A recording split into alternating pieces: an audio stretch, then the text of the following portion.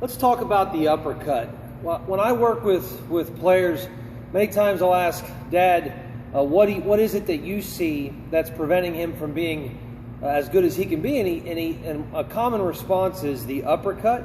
So essentially, what an uppercut is, or the way I interpret an uppercut to be, is something along these lines, where the ball slides right over the top of the bat, and the dad just presumes that he's uppercutting and he can't get to the ball. So here's really what's happening. We need to make sure we get to the root of this thing. Young players don't hit fast pitching, which means when the ball leaves the pitcher's hand, it's descending on a really steep arc. The higher up in baseball you get, pitchers throw a little bit faster and the arc is a little bit flatter. So this young player is trying to hit an arc like this. So when that young player has certain deficiencies, really the only way he feels that he can match the plane of the pitch is by doing this, is by dropping his back elbow in position so he moves on this plane. Well, that's not an authentic way to hit that plane of a pitch. But really, the things that need addressed probably can't be addressed in a batting cage. What needs to happen is, in order to hit that arc of a pitch, that player has to get the proper posture. In other words, many times players that do that swing the bat and they have a real vertical posture. So if that bat were to be an extension of my chest, that bat would move on a flat plane to the ground. Well, that's not going to match the plane of the pitch.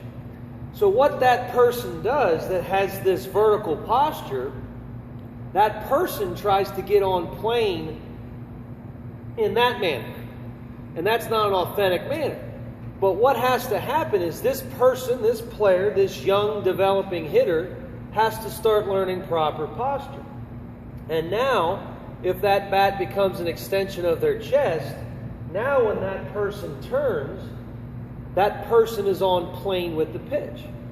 If their posture puts them on plane with the pitch, now their hands have an opportunity to move directly to the baseball. So that's step one. They need to have the proper posture. Now, understanding this posture puts a big emphasis on leg strength and core strength as we turn.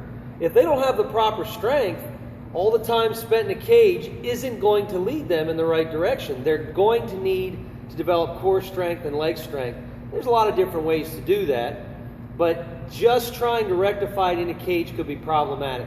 Here's the other thing that needs to be understood is we use a phrase, if you don't know where you're going, anywhere will get you there.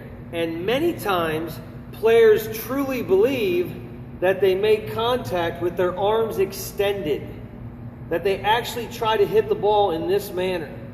Well, if that's truly how you want to hit a baseball, one of the easiest ways to achieve that goal is to start moving like this. But we need to try to convince them that that isn't the optimal contact position. The optimal contact position is in this position right here on an inside pitch, this position right here on an outside pitch. Regardless, this back arm is in an L position, and that back elbow is not sliding forward.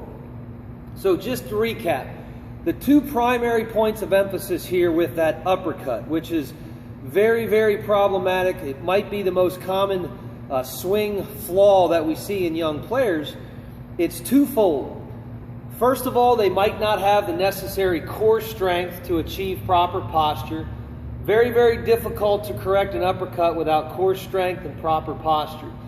The other thing is we need to convince them that impact position occurs in this manner and not this manner. Again, if they truly believe that impact position is from an extended position, they are going to try and do everything in their power to get to that position, the uppercut.